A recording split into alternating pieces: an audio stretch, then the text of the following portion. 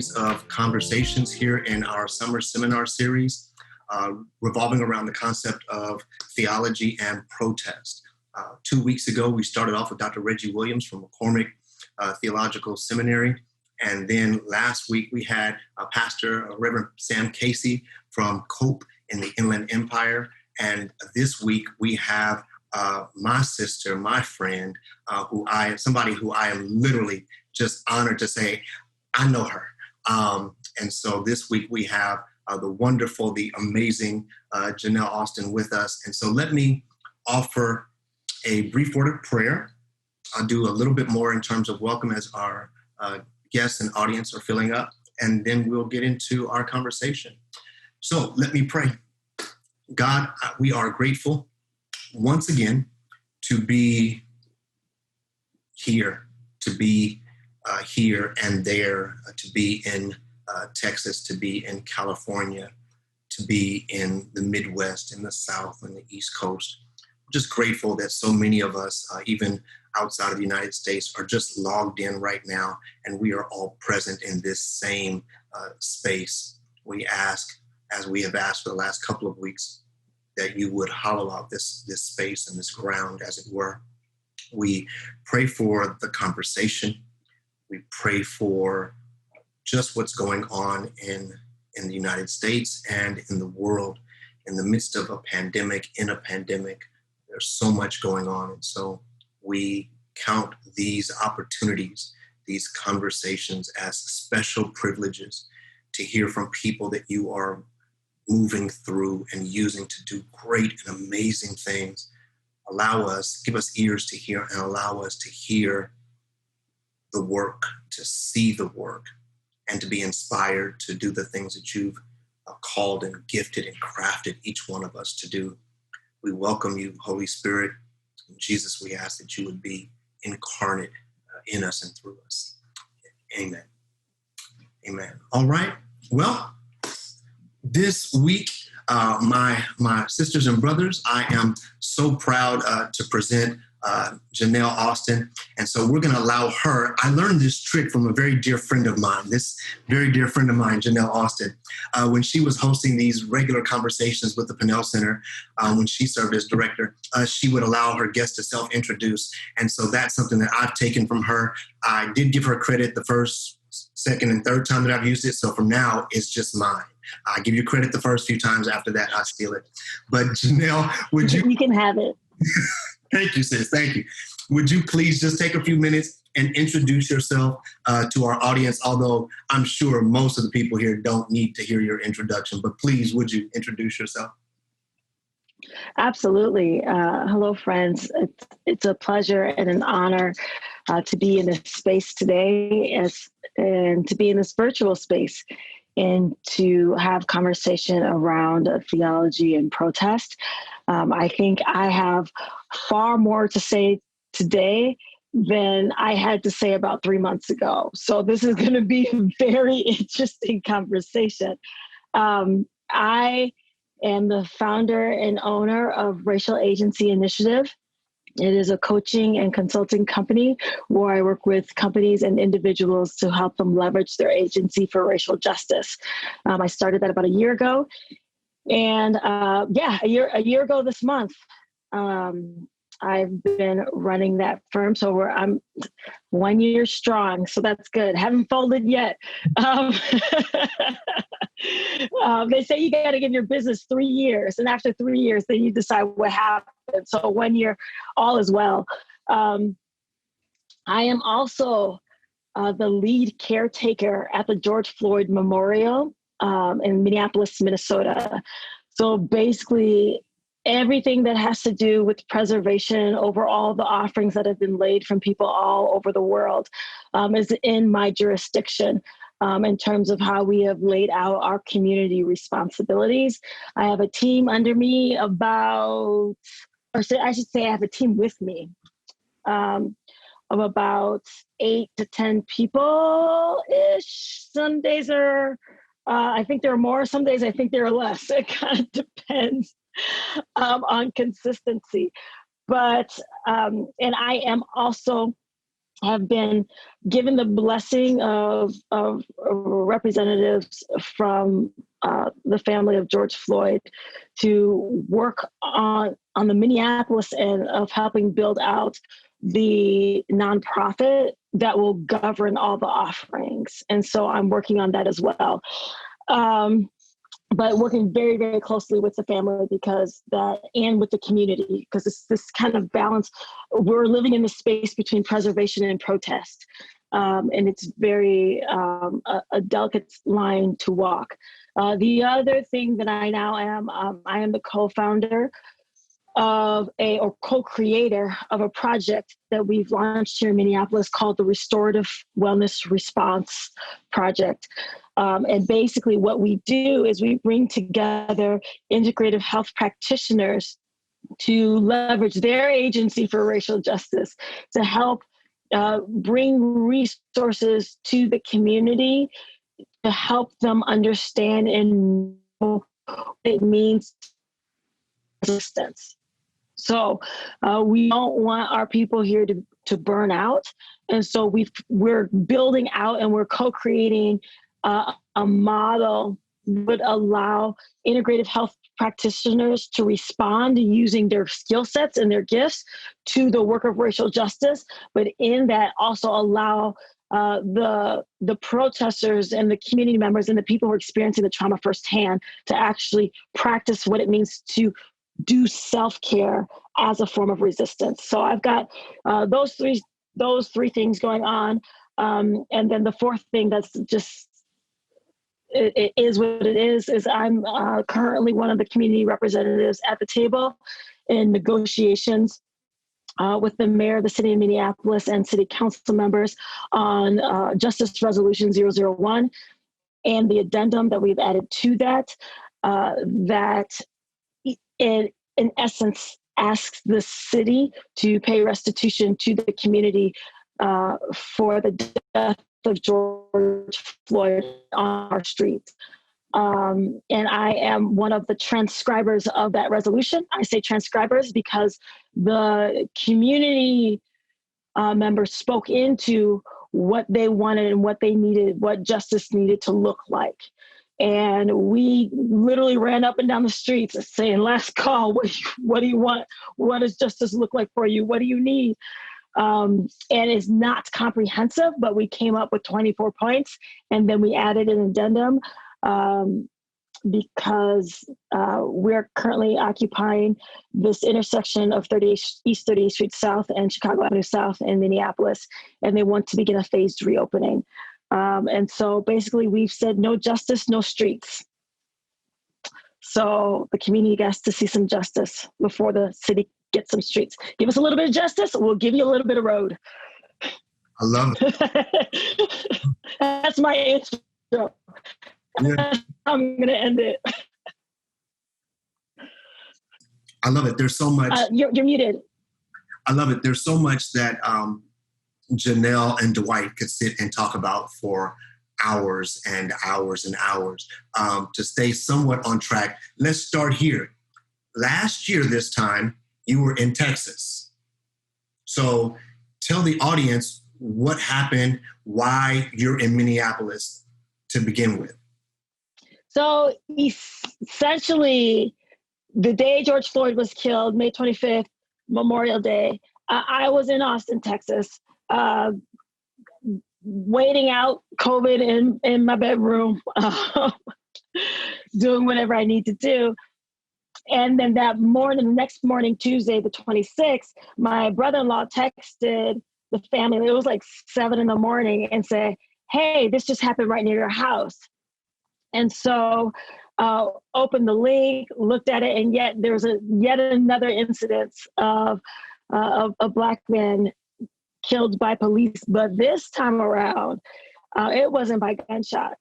This time around, the officer, Derek Chauvin, now former officer, you could only see in the video, you only saw in the video one officer, but then there was other angles afterwards that showed that there was actually 3 officers on his body.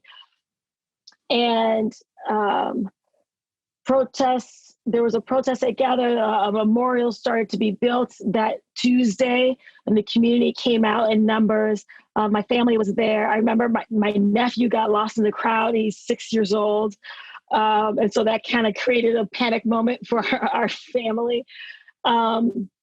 But everyone marched down to the 3rd precinct, which is the jurisdiction of cops in our neighborhood. And so, and I think that night, Tuesday night into Wednesday morning, they set that, some rioters set that on fire. We're absolutely upset. So the peaceful protesters had, by this time, gone home and gone back. And as my siblings said, that there were some folks who were like, you know what, this is not a place for children, get the babies out. And so a lot of the people who were families there were leaving. And so Wednesday night into the morning, I had been tracking everything that was happening with the government, tracking everything that was happening with the fires. And so Wednesday, I sent an email to my family on our family group chat and said, okay, here's everything that you need to do and prepare for, because I knew that Minneapolis had never seen anything like this before. I'm like, they're going to call the National Guard. These are the things that churches can do. This is how you prepare to protest. These are all the things that you need. I had reached out to my family in Los Angeles, folks who had been in the Ferguson protests as well, and was saying, hey, what do I need to tell my people in Minneapolis to prepare? Because this is all, I knew that all of this was going to pop off and how the government was going to respond. Tear gas, rubber bullets, the works. But then we were also paying attention to the protests that were happening across internationally and how they were navigating tear gas, how they were navigating all those different things. So we're paying attention to those. And that's how I created my shopping list when I actually did decide to come. But then my sister, so that happened on Wednesday. I sent my family the whole script. And then on Thursday, my sister contacted me and said, come, Jeanelle, come. And I was like, no, why? I don't need to come. Y'all got community organizers. Y'all don't need me. There's plenty of things, y'all, resources that you have. I don't need to be there. And so unless you can give me a good enough reason for me to come, I'm going to sit my butt right here in Texas because this is COVID season. Like, that was my response. Yeah. And then she came back with a whole list of all the reasons why they needed me to come. And then my mom was like, Jeanelle, come. So when mom says come, you go. So I packed a carry-on suitcase, week's worth of clothes, because I was like, 1 week you wash, next week, and then I'll be home, right? Yeah. Life did not happen that way. So I got a one-way ticket on Friday because I didn't know how much time it would be. So Thursday they called me home. Friday I flew in, and it was the first day of the curfew.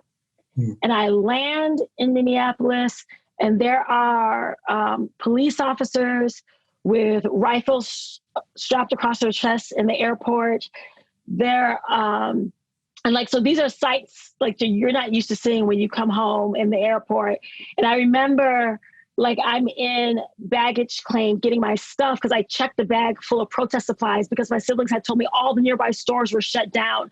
And so I was like, well, while I'm in Texas, let me buy all the protest supplies that we needed. And I checked all the protest supplies. And I know that got reviewed by TSA. They were probably like, what is in this bag? Yeah. But then my sister, she came and got me. By the time we live about 15 minutes away from the airport and 3 blocks away from where George Floyd was killed. And I get out the car and the air smells like bonfire.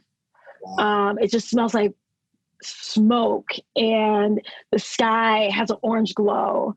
And because there's between the smoke and the clouds, like everything was just reflecting of like the buildings on fire and the burning.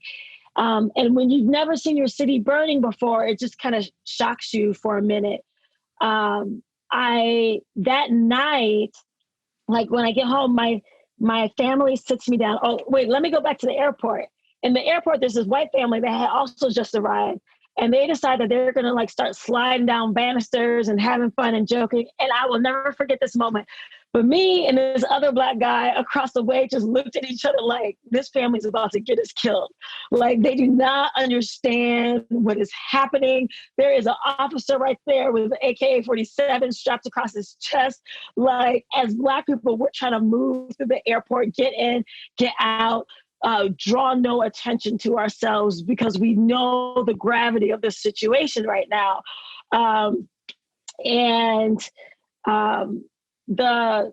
When you have like people who are not aware and who are just joking and laughing, like I feel like they're putting me in danger.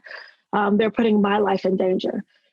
So anyways, fast forward, I get home, and the first thing my family made me do is sit down and watch every single press conference in chronological order so that I could catch up on everything that the mayor said, everything that the governor said, so that I can understand everything that they had seen all week long. Went into on Saturday is the day I participated in my first protest. So like I had gone out, I checked out the square, I had looked at the different pieces of what was happening in the gathering, but then that evening was a rally, and I participated in the protests for the first time on Saturday evening in Minneapolis. But that's how I got to Minneapolis, and I will stop there because otherwise I'll just keep talking. But I think it's important for people to hear, because this is not just Jeanelle on the ground in Minneapolis. This is home. And so you made a statement that it's hard to see, your home on fire. And I think for me, when we get, and we've had some conversations, when we get the opportunities like this to share narratives and story with larger audiences, sometimes it's exposing our audiences to firsthand experiences, to let them know that that's not just something that those people way over there have felt, have experienced. I've shared my own story during the 92 riots, when I literally, from my bedroom window, could see the Foot Locker that I used to work at on flames, in flames, and could see the fire. I know what it was like to walk up and down my street, up Manchester or up Western, and every other building was burnt out. What it was like to see Black and Korean store owners on top of their buildings with rifles, trying to protect their businesses.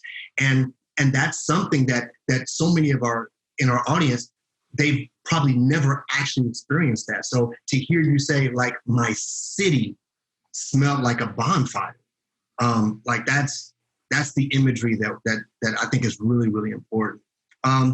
Let's move real quick, because you said something. You said, and I don't want to fast forward through the protest. Maybe share, just a few words of what you've experienced, being there at what we're looking at ground zero right now. Even though this was not this global movement was more than George Floyd, right? It was George Floyd that spurred it on, but there's right. There's a list of names we could go on and on. Right. But you came home to ground zero, and what have you experienced as far as just living through? Yeah, absolutely. So picking up kind of where the story left off of my siblings, like in my mind, I thought like me and my siblings were going to go protest together. That was not the case. that did not happen. Okay. So when I said we lived 3 blocks from the memorial, let me be clear. We live 3 short blocks. So when you look at city blocks, there's the long and there's the short. And we live on the short end. So literally it takes me 2 minutes to walk to the memorial every morning. And so when that night of the protest, I remember my family sent me, they said, okay, like, prayers be with you. But they couldn't come because they had to hose down their house, because my brother was right next door. He bought the house right next door after my dad died. And so they had to hose down their houses because they were instigated. A lot of the people who were setting fires were actually not community members. There were people coming from the outside just wanting to start stuff up. And so, like, because we are not trying to burn down our own community, because this is where we live. And so They had to be on neighborhood watch like all night long. And so there was a whole strategy plan. Like we had all the block leaders, people had block meetings, and how do we keep us safe? Because the police weren't out except to arrest and defend against protesters, right? And so even the way they were painting protesters in the media is as if we were the bad guys. Yes. And then when they created the curfew, part of the problem was that they were saying that if they're like the peaceful protesters need to stay home so that way we can weed out the bad apples. And to that, and when I actually left for the protest, I actually joined up with another family of folks who were walking. Basically, there's these two big black dudes, and I was like, "Hey, can I walk with y'all?" But they're like, "Sure." And I told them, I said, "Listen, it is unjust for us to time after time after time again ask them to change the policing culture, to change their police systems and police departments because we know that people are being killed by the police unjustly." And then they respond to us, "Well, it's only a few bad apples, so we don't need to do anything," right? Except for discipline those few bad apples. But then when the tables turn, and there's a few folks who are burning down the city, they want all of us to silence our voice so that they can deal with a few bad apples. Like, no, absolutely not. And so we willingly and intentionally participated in civil disobedience to be peaceful protesters because we weren't going to allow our voice to be silenced because they wanted to somehow stop the fires, as opposed to do justice and rectify the wrong to stop the fires. Like they were taking the practical approach as opposed to the moral approach. So on that first night, that group of family that I started with, they went home midway because the marchers, they wanted to march to St. Paul, to the Capitol. And I joined up with these two other brothers who were from Oklahoma City who had came up just to protest that day. And so when we got to the Lake Street Bridge that goes over into St. Paul, the Mississippi River divides the two of us, or the two cities. And you can't, with the bridge, you can't see over the other end until you get to the top of the bridge. And when the front of the protesters got there, they saw the militarized police standing there waiting for them, tear gas, rubber bullets, the whole works. People started running, people started panicking, going as fast as possible. In that moment, I was actually opening my backpack and handing out supplies to protesters to say, make sure you have all this stuff.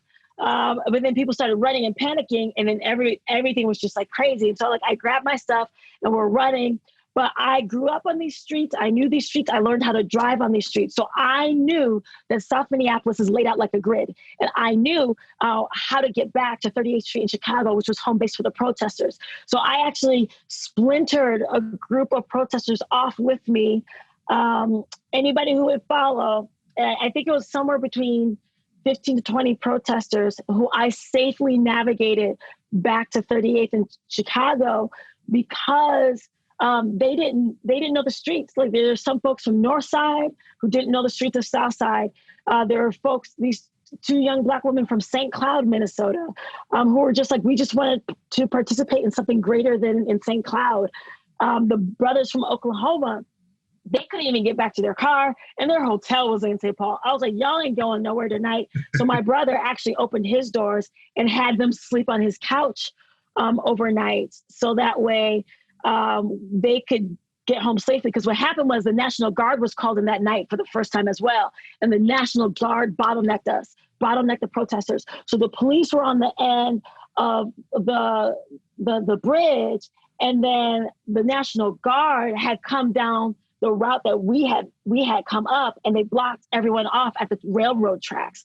And so because I navigated people south, we were moving south and west in a zigzag motion, I took people not down Lake Street where the National Guard had put people, but I took people down 31st Street and 32nd Street, and then eventually got them to 35th Street because everything is in chronological order.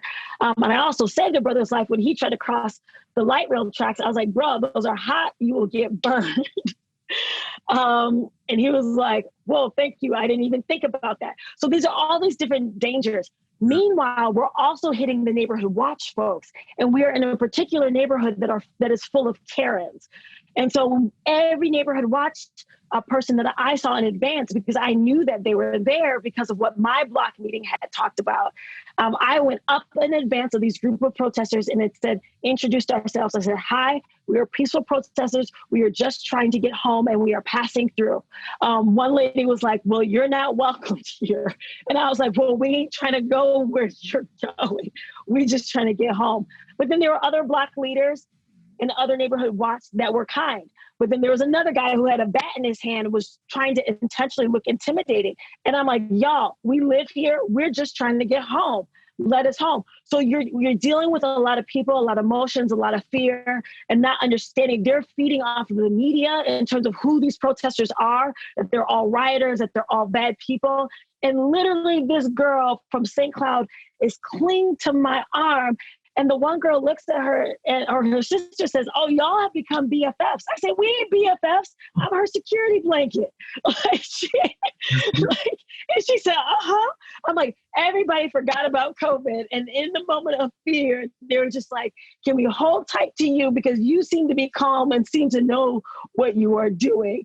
And by the grace of God, I was calm. And I didn't know what I was doing because I had spent my time in Austin, Texas, resting.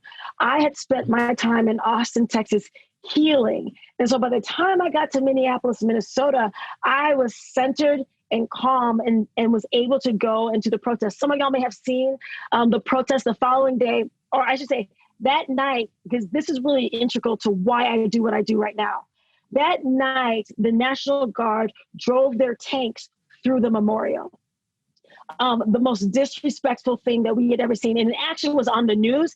And then in the morning, the news editors cut it out. So like, if you go back and watch the news clip, it will jump from 2 minutes to 4 minutes because it edited out the live feed of when the National Guard drove through the memorial and started attacking people at our home base, which was like a sacred site. And that was the reason why I started tending to the memorial, because I was like, no, we have to take care of the space and allow it to be preserved as a place of protest. But then on May 31st, so that was, the protest was the night of May 30th. And then on May 31st, we went back out and we were protesting on the highway. The governor had closed the roads down early. The plan was 7 p.m. He increased it to 5 p.m. Because in St. Paul, they had started marching on the highway. So the protest that was happening in Minneapolis, they're like, okay, we're going to close it at 5 p.m. And on the radio, we're literally driving to the protest. And on the radio, they were saying, we will, like, they've closed it so protesters can enter the highway. So we got on the highway. And there were a lot of people on the southbound lane, and they're like, we need more people on the northbound lane. So me and my sisters were like, okay, let's go. I mean, and I saw friends from church. I saw friends I grew up with from school, and we're all marching together. And then all of a sudden, I look up, and this big old semi-truck is coming at us. And I'm like, dear God. And there are people on the windshield, and I had thought that they got hit, but apparently I saw the video afterwards, and they had jumped on trying to stop the guy from going in. And this was an hour after the freeways had closed. And so that was just a very traumatizing moment, and we're running. And in that moment, the crowd knocked down my sister, and all I could think of was like Walmart, Black Friday, people get trampled over and die. So I literally pick up my sister and I'm like, get up now. And then we're running. And then as we're getting to the spot where we can actually exit the highway, this girl next to me collapses in a panic attack and an asthma attack. And I catch her as she's falling to the ground. My other sister, who happens to be a public health nurse, is now administering the inhaler to her. And we're trying to cool her down, get her to calm down, et cetera, et cetera. We look up, her mother is someone we went to grade school with. Like, I mean, like, this is just like blowing our minds, like that we know everybody. But then a stranger said, go up there to that building and there is a lobby to that building and the security will let you in. So we were just like, we just need to do it because we have a medical emergency. We get there and there are protesters like running through the lobby screaming. And so there's just all this kind of chaos because people are not knowing what's happening, what's going on. And then that girl comes back to us. She says, I live here. She's like, I live on the 7th floor. Y'all can come up to my apartment and we can wait this out together. And so there's about 10 of us in her apartment. Sorry, I just like, tears come just thinking about the trauma of that moment. One girl had a broken foot, didn't even know it until we get there. And my sister is like checking on everybody to see if everybody is okay. The one girl who had the panic attack, she now has these headaches. I literally pulled out my umbrella so that way she can have a constant stream of shade so there's no light coming into her. I had an umbrella in my protest bag because those were supposed to be for things being thrown at us to be used as shields. So using things for all kinds of things. When the balcony overlooked the highway, so we watched when the SWAT came down. They had these double wide city buses coming through. And I thought that they were for the protesters because there were thousands of people on that highway. I thought it was for the protesters to arrest protesters. I kid you not. Like the SWAT spilled out like ants out of double wide city buses. And there was police cars and tanks and sheriff cars and unmarked vehicles all coming down the highway. And they made formation. And then some protesters decided to be bold and stand against them.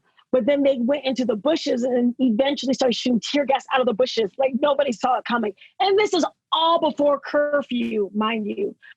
We find out later that they were trying to keep protesters away from the truck because it was a hazardous vehicle truck. And so, I mean, but this, like in the moment, you're just like, what is going on? We don't know. But all that tear gas, the wind lifted up and it came at us on the balcony. And so we actually got tear gas. But again, I had some milk of magnesia in my backpack. Like I was ready for it all. And so my sister's a nurse. So my sister's like treating everybody. And one of the girls, she inhaled it. She got it in her body. It was just one thing after another. And so that next morning on Monday, June 1st, I said, I'm going to the memorial and I'm just going to start picking up trash because it's something mundane, but it's something that's going to help with the movement. But I just need to heal. Like for my own self-care, I need to heal and I need to do something that I know to do. Remember when we had that memorial at Fuller Seminary for the better part of an academic year?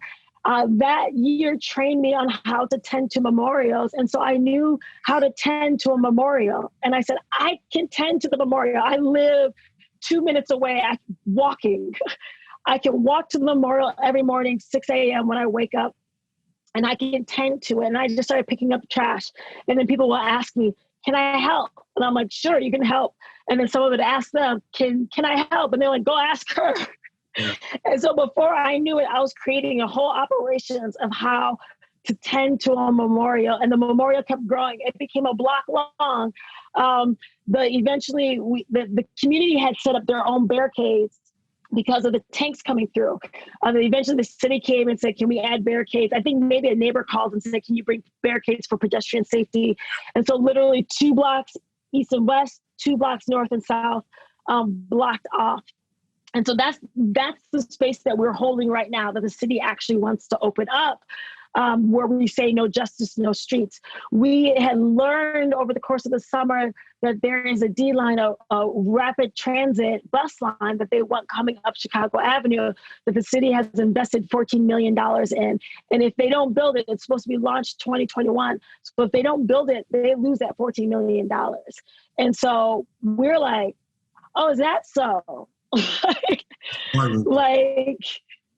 Right. And so we're like, yeah, no, like the city needs to be able to provide restitution for the community for the wrong that they have committed on our streets because a city employee on the clock killed a man on our streets. And that is not okay. It doesn't make sense that in this time that the city will benefit and make money off of it, philanthropic money. It doesn't make sense that, it does make sense that the family will be able to sue the city and get restitution from a lawsuit. But what about the people who actually live here? Yeah. What about the people who their lives has been disrupted because the city killed a man? What about the people whose lives have been disrupted because the systems that allowed for this to take place still exist? And if we open up and status quo continues to go, we run the risk of someone else, yet another person dying at the hands of the police. And so the community has rallied together. And I tell you, everybody from business owners to homeowners to renters, to gang members, to everybody has come together and said, no justice, no streets. And we will keep these streets closed. We weren't always unified, but one of our elders told us, they said, get the people unified and focus on one thing at a time, and accomplish that. So when we wrote this resolution, justice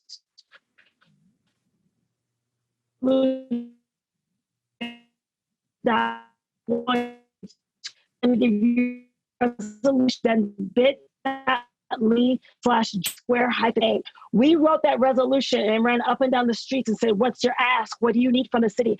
Y'all, people weren't asking for the moon. Everything that people asked for was reasonable. They're like, we just want to be able to feed the kids. We just want to be able to have a job, to have one single job to go to that will cover all my expenses, and that I don't have to jump from job to job to job to job.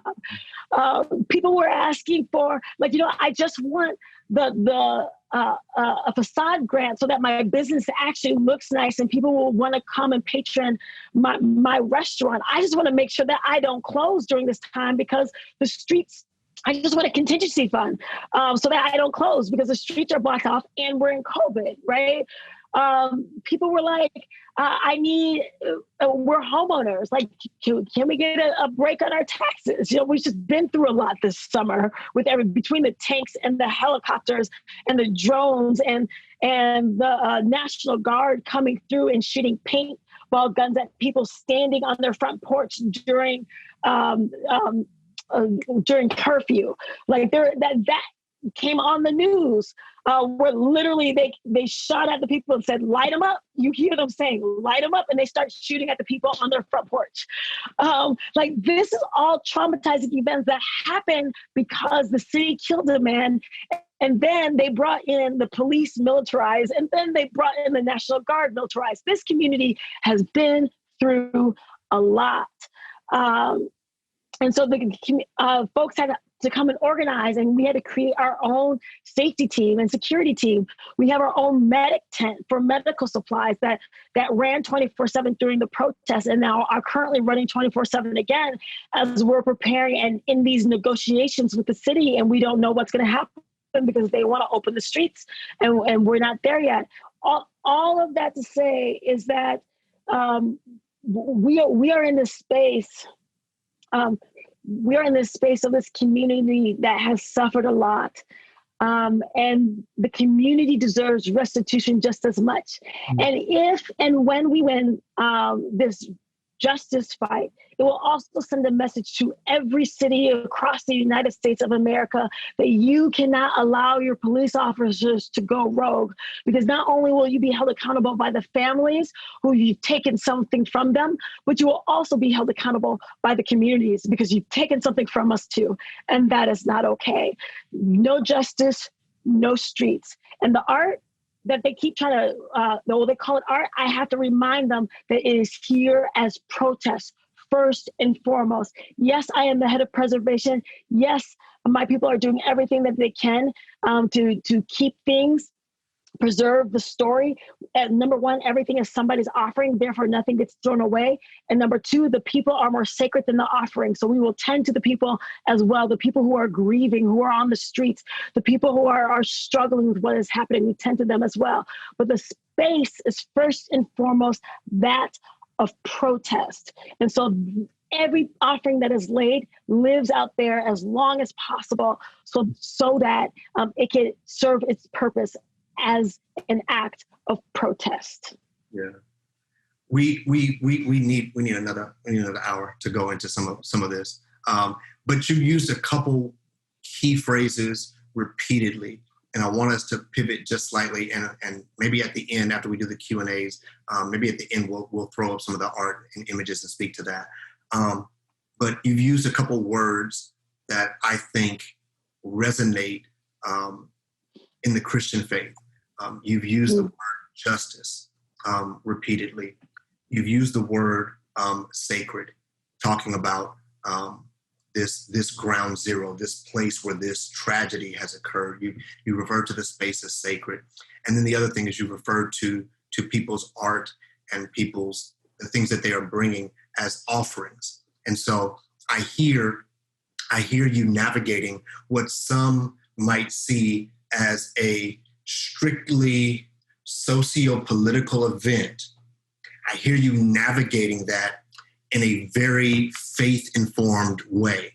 So can you just spend just a few minutes talking us through that? Because, and I think you already know where I'm headed with this, that there is this sense, and specifically in wider evangelicalism, that these are two separate spheres, that they don't intersect. And part of this seminar has been to demonstrate a narrative that faith and praxis, as it were, faith and theory, that these things are necessarily intertwined. So just maybe unpack that for me, because you're using very key language. Right. So, and I will say that there are churches that are struggling with what is happening down here in George Floyd Square, we call it. That's what the community calls it, George Floyd Square. And they don't know how to respond. They don't know how to. I actually had some with churches, because there were some churches who want to come down to this space and talk about revival and talk about racial reconciliation. And the community was like, yeah, no. Those are all the wrong words. That's all the wrong. This is not a revival. This is a protest. This is not about racial reconciliation. This is about racial justice, right? And so there's a lot of this white evangelical language, theological language, that is highly problematic in this space. This space for Black grief, a space that is a space for protesting anti-Blackness. This space that is a space that is not about reconciliation and bringing the races together to be unified as one. This space is a space about getting restitution and equity for communities that have been oppressed for generations and for decades, and that have had inequities for as long as we can remember, even since I was a child, right? And so to hold hands and sing Kumbaya, that is not the correct response of the church. And so with that, the community, I will have to say that the language that we use, I didn't start that language. Literally, this has emerged out of the community because this is an interfaith movement. I can tell you, as lead caretaker who has been there since the beginning, caretaking for this memorial, that there are many faiths represented, because I've touched almost everything that has been laid in that memorial. From there's like a little Buddha sitting there. There are crystals. There are crosses, like symbols of different people's faiths and religion. People have laid rocks. I ran into a man who is Jewish, and he said, "I'm Jewish, and in my tradition we lay rocks and not flowers, because flowers will die, but rocks will live on." And so we lay rocks at the memorial, right? So this is a space where you have a lot of religions who are coming together in one accord to demand for justice. And so we collectively understand that this is a sacred space. Look, one of my caretakers, he asked me, he said, "What's your faith background?" I said, "Oh, I'm a Christian." I said, "What's yours?" He said, "I'm a witch." And I was like, well, okay, here we go. We both picking up trash right now, aren't we? Hey, let's get it done. And so, this is a reality, right? And this is not a time of evangelizing the faith through my words. This is about Micah 6:8, doing justice, loving mercy, walking humbly with God. And I will unashamedly talk about my faith if somebody asks, but I am not going to go about and say, like, this is a moment of time where you need to know Jesus as your personal Lord and Savior, Jesus as your personal Lord and Savior, and you need to come and get baptized, which is what these churches were kind of gathering and doing, as opposed to saying, this is an opportunity for us to build relationships across religious lines. Yeah. This is an opportunity for us to build relationship across socioeconomic lines. This is an opportunity for us to live out our faith in the most practical ways of doing justice. I mean, this is where the church really needs to start reading their Old Testament more, right? Because in the Old Testament, we hear the stories of oppression and we hear the stories of liberation and we see the stories of freedom of God. Like, I just literally in November, from November through March, I read through the Psalms, and I had a group of people following me on Facebook of reading through the Psalms one by one. And I will tell you what I learned through the Psalms, that God fights our battles. We are in a battle for justice right now. And so this is not the time for celebration. This is the time for the church to strap up and be like, we're going to fight for the justice of the people who have been oppressed. This is a time for us to get our theology straight and understand how God feels about the marginalized. We have to get our theology straight and understand how God is one who fights for freedom and liberation, and how God does not like oppression. We have to get our theology straight as the church. We have to. This is not the time to jump to the happy moments and the kumbaya moments. No. Now is the time to be faithful, to be present, and to understand what does it mean to do justice, to love mercy, to have mercy on this community. Yeah. What does mercy on this community look like? Have mercy and walk humbly with God. So when you're trying to bring a PA system and a microphone and blare your music and be in competition with those who are grieving, that is not humility. I've seen some of the videos of the pop-up gospel or Christian concerts that get shut down. I think for me, when I hear you wholeheartedly. And for me, the wrong responses that we continue to see and will continue to see, to me, they are birthed out of a, you talk about Psalms in the Old Testament. I'll push it on the other side of Malachi. That there's, to me, it's this unincarnated Christ. It's a Jesus that doesn't live in communities, in worlds, or on streets. So as long as Absolutely. he dwells somewhere between the top of the temple and the heavens, then we can see that. But the moment that Jesus steps foot in Nazareth and he's labeled from Compton, from South Central, from the south side of Chicago, the moment he's labeled from Fifth Ward, the moment he steps into that street and he receives the label of that street, he receives the socioeconomic oppression of that street, the political monikers of that, the moment he inhabits real space, that's the Jesus that we're talking about here. And I think our churches are just typically, it's the textbook. It's the unincarnated Jesus textbook. So yeah, let's come sing Kumbaya, because ultimately it's about everybody getting along. But no, there are real moments, real pain. And I love what you said, that this is about racial justice, not racial reconciliation. And that there is a difference. There is a difference. Man, last thing I want to ask you, and then we're gonna jump. I know we've got at least one question in the queue, and for those that have other thoughts and questions, you can throw those in the Q&A window. You said something very, very early on, the very beginning. You said that you were trying to navigate this space between preservation and protest. Unpack that for me, please. Oh yes. The city approaches me regularly, like the director and everything like that. They want to talk about, because what we did, y'all, is so funny. It makes me laugh. But like street artists come through and like literally affix a giant mural to the bus station that belongs to Metro Transit. Another guy comes through and literally affixes a Black Power fist to the other bus shelter. And then another artist comes through and literally just rolls in a 3D sculpture of a fist, and then bounces. And it's like, all right, cool.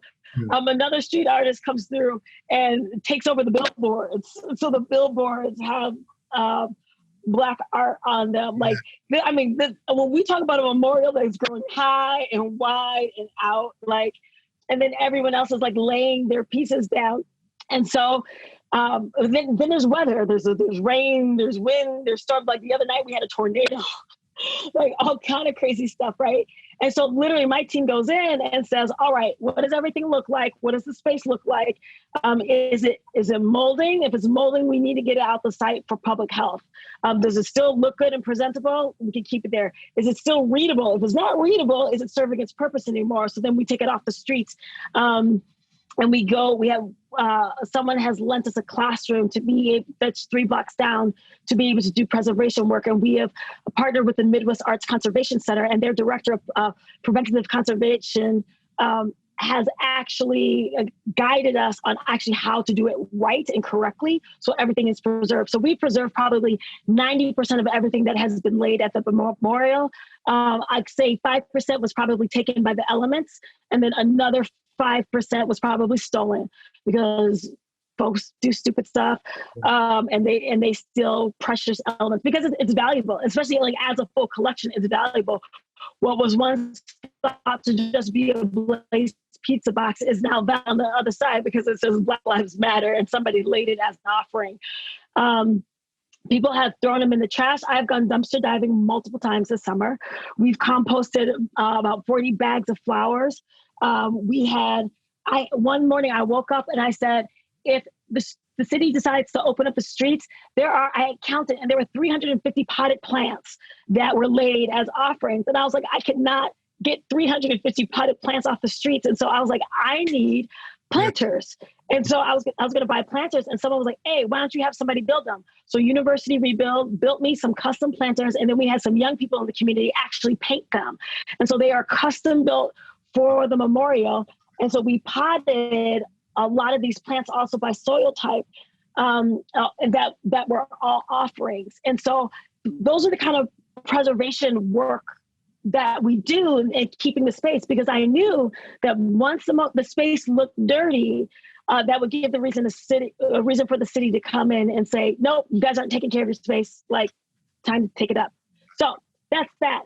But then the protest part is to say, but they were laid down as an act of protest. So what's so important for us is to allow it to live as long as possible in that space before we remove it. Whereas I had a phone call with the conservators of the 9/11 Memorial and Museum in New York. They called me and I told them the difference between my space and your space is the fact that every day you all come in and pick up the stuff and you put it in the museum and it starts fresh. We leave this stuff out there for weeks and allow it to live, to take up space. These offerings take up space, and the more they take up space, the more they disrupt business as usual. That's what protesting is all about. You're disrupting business as usual until somebody sees that there is something wrong that needs to be addressed. That fist is in the center of the intersection. It's disrupting business as usual. So somebody sees that there is something wrong that needs to be addressed. So as caretakers, our job is between preservation and protest. We want to preserve our story, to be able to tell our story to future generations, but we don't want to rob every element of its purpose to be a sign of protest and take up the space that it needs to take up. Just as people are part of the protest, when they come to the square and they take up space, they participate in this protest. Every artifact, every item from the smallest rock to the biggest fist is a demonstration that there is something wrong and that needs to be addressed, that there is an injustice, and we are protesting against that. That is the line we walk between preservation and protest, and not every person out those streets walk those lines. It's literally just our team of caretakers that are in on how to take care of, and also of the people memorial, because the people are the ones for whom we are protesting. I see a couple of questions that have popped up about the racial justice and racial reconciliation piece. So 60 seconds, define and what do you see as the difference? Really quick, go. Racial justice, racial reconciliation. The heart of the word of justice means to do the right thing, right? And so when we're dealing with racial justice and we're dealing with race in America and the constructs of racism, we understand that that construct is unjust, and a lot of wrongs have been done to people of color, especially Black folks who are descendants of slaves. And so we have to right those wrongs. And so bringing justice and bringing equity is about righting the wrongs that have been committed over centuries, but also that are currently happening as well. Racial justice, racial reconciliation. Reconciliation is about bringing things together, making right the relationship, restoring the relationship. It's just very hard to restore the relationship if you haven't gotten to the equity piece first. And it's very hard to talk about conciliation or reconciliation when there's been no conciliation, when there's been no together and equity and equality of the races. So justice needs to precede the part of coming together. Some people will argue that racial reconciliation embodies and encompasses justice. They just have to be very clear when they talk about that, because historically in the white evangelical church, that is not how it's been embodied and lived out. So that's why for me, it's important to separate those two ideas, because when I'm talking to white folks, when I say the word racial reconciliation, they're not thinking, oh, justice first and then reconciliation. No, they are thinking, how do we build a multicultural church? So there's this question in here that's come up, not just here, but that I've received emails about too. And everybody wants to say, how do you reconcile protest with Christianity? You know, how do you bring the two together? And so before I let you, Jeanelle, pick that apart, I just want to, first of all, if Johnny Ramirez Johnson was here, he'd be proud of me. There's an epistemology under that question that automatically assumes that they are not, that they are inconsistent. And I think that assumption that protesting and theology is inconsistent for Protestants, for Protestant Christians, and for the history of Christianity globally, to assume now that Black people or persons of color or marginalized populations shouldn't protest is really laughable and an affront to the history of Christianity. Christianity in its inception has involved forms of protest, of peaceful protest, and of even a protest that we would probably dictate as not so peaceful. Jeanelle, what are your thoughts? Two thoughts, and I'll answer them quickly because I know I can be long-winded. We're trained as preachers. One, the Exodus. The Israelites out of Egypt, looting Egypt on the way out. Look, just saying, when the Israelites left Egypt, look, they left with all the Egyptian stuff. Like, go back, read the story. Looted Egypt on the way out. Got what they were due from over 400 years of oppression. Just that story. Fast forward, New Testament, Jesus walks into the temple and he sees all these vendors, gets upset. He starts flipping tables. Was that not a protest? Was that not a protest? That was even in the conversation I had with President Laverton. That was the thing I bring up. Like, if I tell you that a man walks into an open market, goes into the open market and destroys the tent or the booth where the person is selling their items, then takes their cash register and throws their cash register on the ground with all of their money spread out all over the ground and destroys all their product, you would tell me that man is rioting and looting. But if I tell you he's Jesus in the book of John, all of a sudden now it's different. And so I think we just have to really be honest about our histories, about the Bible that we read, about Scripture, and not be so selective in the passages that we choose to talk about when we talk about protests. Somebody else asked a question. Have you sensed God's presence in the midst of the protesting, or was it more like, this darkness or maybe a void or lack of God? Oh no, God is working and operating. That's why I'm saying we're going to win this. Y'all don't understand the people are going to win this one because God is with us. Yes. When I'm talking to my elders and they're like, y'all, I'm praying for y'all every day with your power behind you. So last weekend, there were some protesters who came through an oral rally at 9 p.m. in a Martium and said, we're all Black and we're going to the 5th precinct. Y'all know that they ain't up to no good. And they went and they faced the 5th precinct. On Monday, I was in negotiation meetings with the mayor and they tried to pin it on us as protesting in George Floyd Square. But what happened was on Sunday, between Saturday and Monday, a believer of Jesus Christ, who happens to also be a photographer, had marched with those folks and took photos and documented it, called me on Sunday and said, Jeanelle, what do you want the headline to be so we ensure that we separate what the actions of these people from the actions of the community in George Floyd Square? Because I've been with y'all all summer and I know that this is not you. And then after he released the title that we had worked on together, he said, now I need you to go out and I need you to put out a press release in response to what I just posted so that the world knows that this was not you. So by the time I got to the mayor's meeting, that ground was already covered. You can't tell me that that was not God working on our behalf. Yeah. Like just to protect our integrity. Yeah. Someone told us the other day, they said, y'all put the civil in civil disobedience because we are doing everything above board. Yeah. Everything above board. Yeah. God is with us. I love that you're highlighting not just the activity of God, but also the connecting and the working of people together in community, in concert together. We had a couple questions about rest. You mentioned how you had been resting in Austin, and how even in the midst of these very difficult and stressful times, that you're centered. Was your language. And there were a couple people that were asking about how. Just some stuff for how serious is rest and what things that they can do in these moments.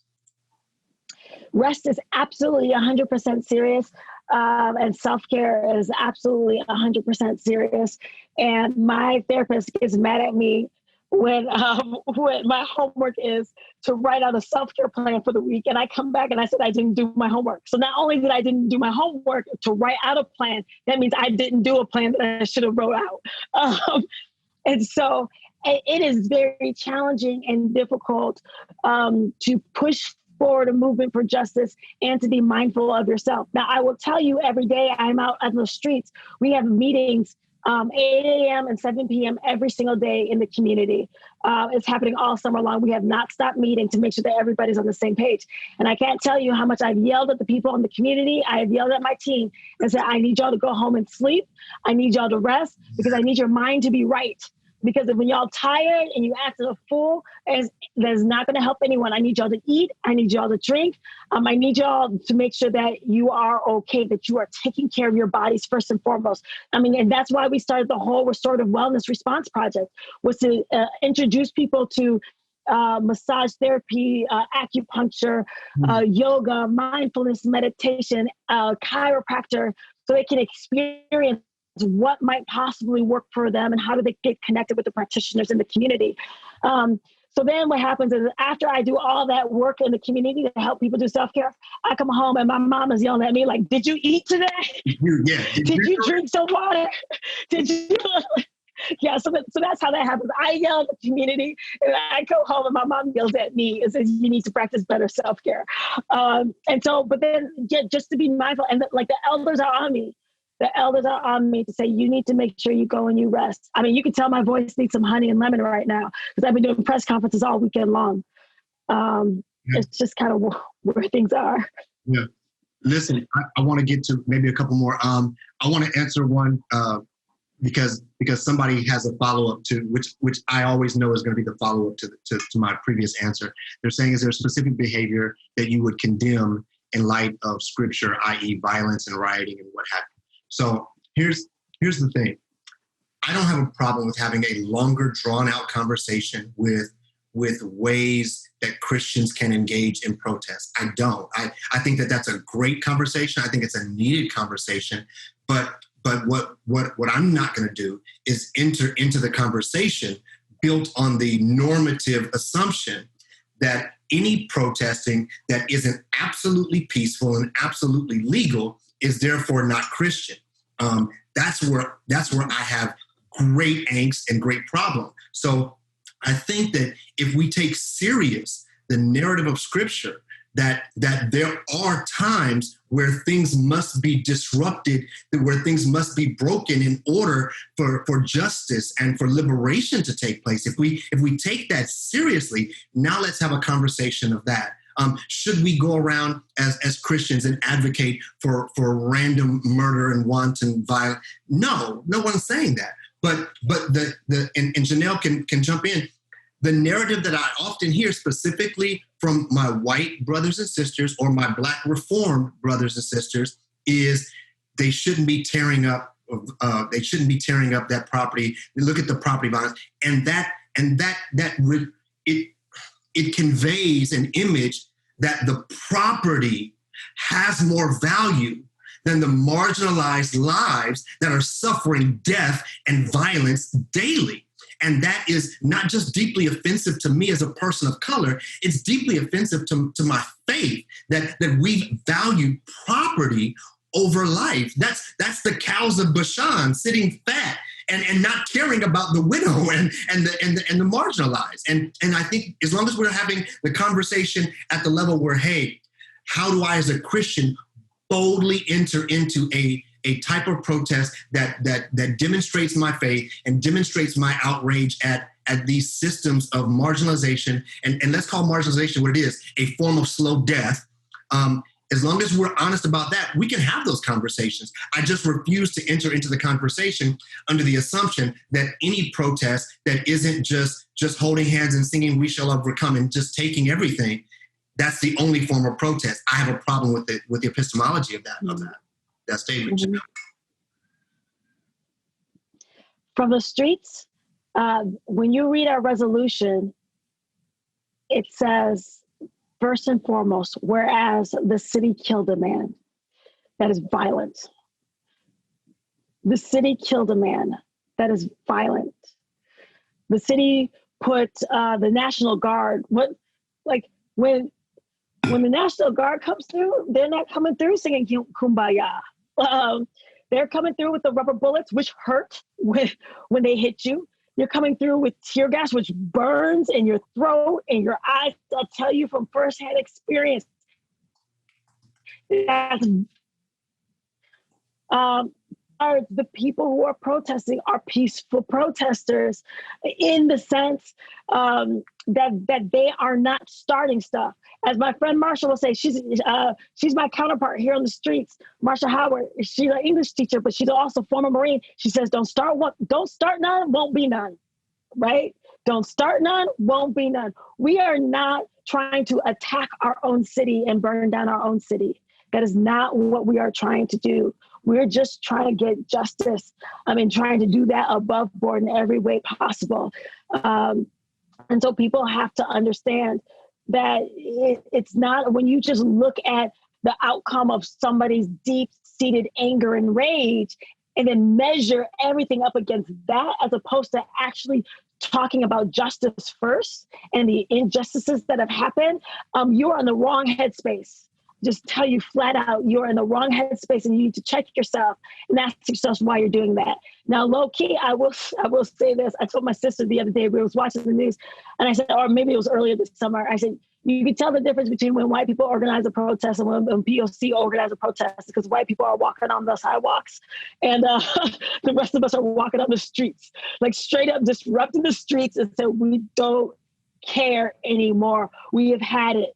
Like, we have nothing left to lose. So we're going to disrupt everything and anything until somebody listens.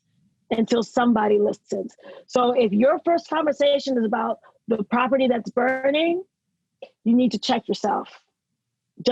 I'll leave it at that. And I agree with Dr. Radcliffe for what he said, 110%. And there are ways that we protest. Jeanelle and I Jeanelle in her narrative has said, Jeanelle as a devout Christian has expressed the ways that she's engaged in protest. Myself, I've attended rallies, I've attended protests. There were times where it's about sitting down at tables. Sometimes it's about literally disrupting the what's happening. I think the beauty of the other thing that Jeanelle mentioned is that art, is this way of disrupting space. That our bodies, we disrupt space with our voices. We disrupt space, and so I think that as Christians, we are called to action and faith that is about liberation. And I think that that's how we go about that protest. And there's no manual that this is how every Christian does it. Right. It's about us being incarnate in the spaces that. Right. So one other person said, I will say that I will say that as a Christian, that if I see somebody burn something down, my first response is, well, what caused them to get to that point of anger? I'm like, how do I have compassion and empathy for that person who got to the point where they felt like they needed to burn something down to be heard? I think that is so important, and understand how do we be.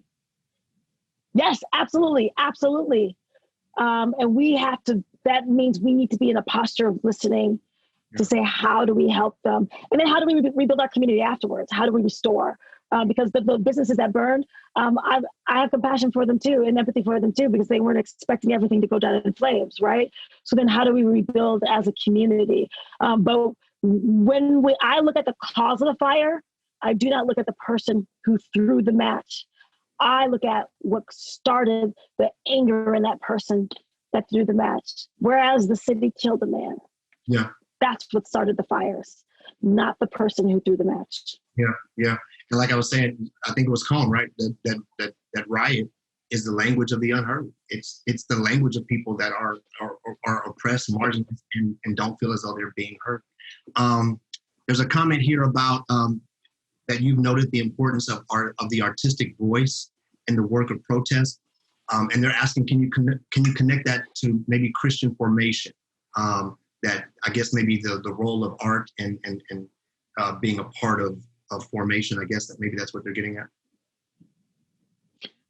Can I say discipleship instead of Christian formation? Go for it. Okay, we'll say discipleship, following Jesus. Like, what is the role of?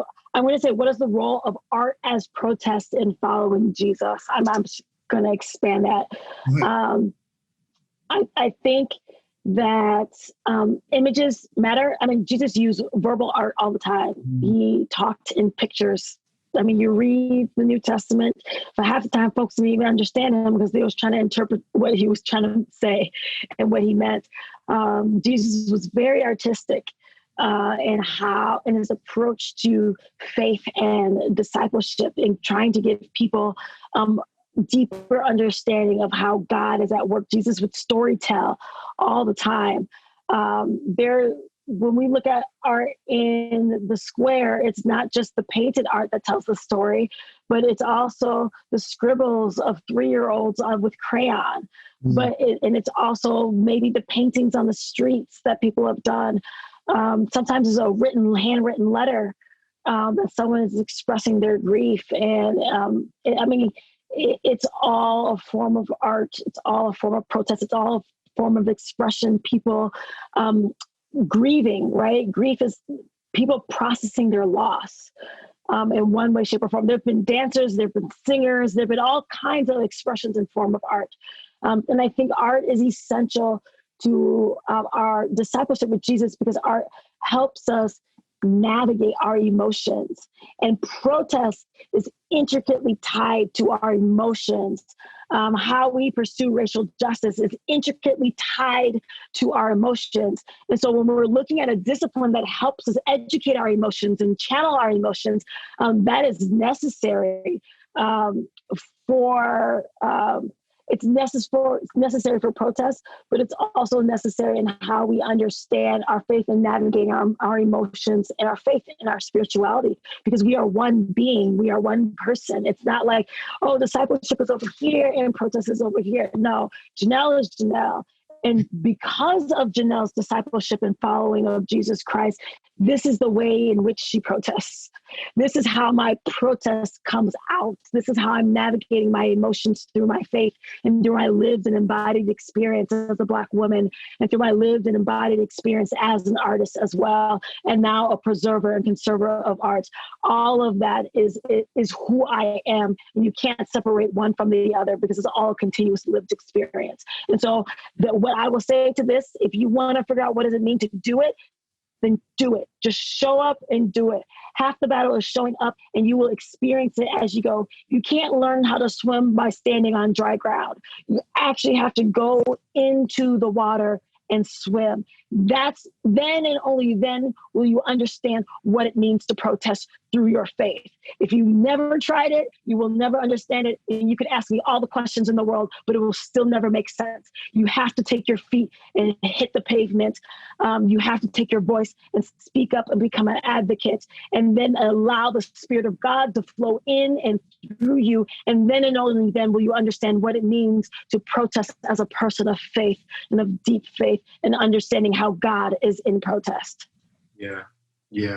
I love that analogy about swimming, because there's so many other things that we can literally read books on and figure it out. But swimming, I don't care how many videos you've watched. I don't care it's way different when you get in the water. And so I love that analogy. Let's just take one last one. Somebody's asking, what are some ways that we and others who are lamenting but aren't proximal to Minneapolis can cry out for racial justice? And I'll let you respond first. What are some ways? Okay, yeah. So I set up my entire company around helping people leverage their agency for racial justice within their scope of influence. Because what was happening, what I saw were people were traveling halfway across the country to be present for a protest, in which they would then leave and go back to their own homes. And it was just like a short-term mission trip, which we all know to be problematic.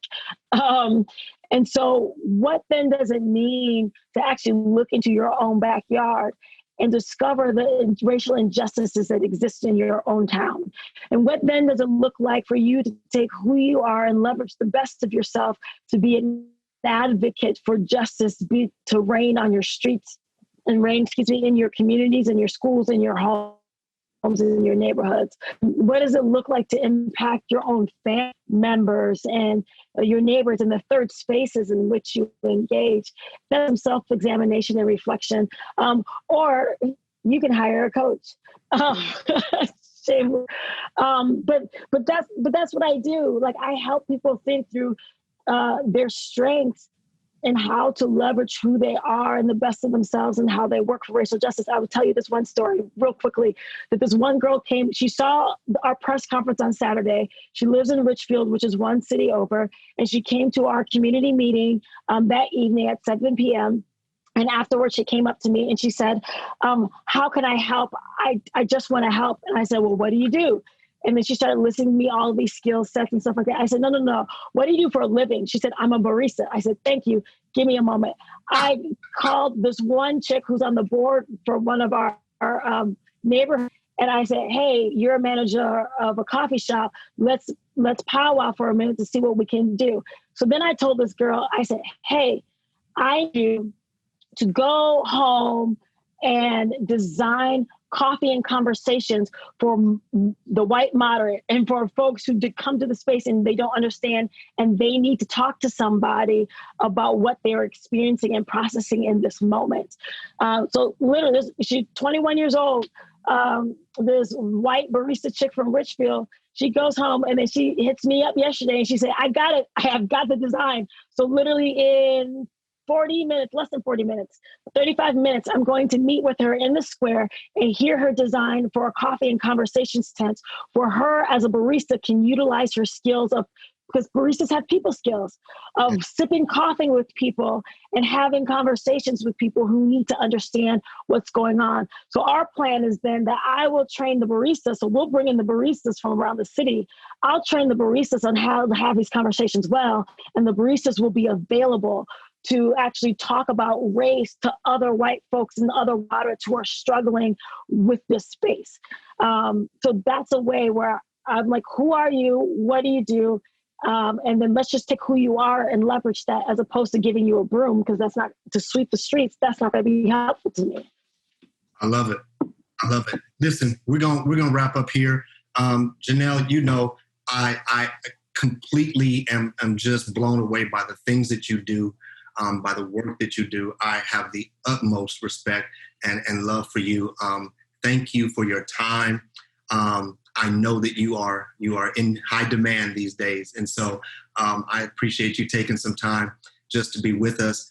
Several of our attendees are saying comments in the chat feature, so you can see that here. But I want to thank Jeanelle one more time for being with us. And Jeanelle is going to post those images. Where do you want to post them, Jeanelle? Well, they're already some on my website. So if you go to reiofjustice.com/Minneapolis, there are already several on the website. I'll be rotating photos through, and I have to update as well there. And there's places where you can donate, because we're still going strong. Look, if the city don't give us justice, we're very serious. No justice, no streets. We are preparing for a Minnesota winter. And we're figuring out how we're going to hold these streets during winter. Like, this is real. But no, the game is not a game. We are serious about our liberation. So, yep, /Minneapolis,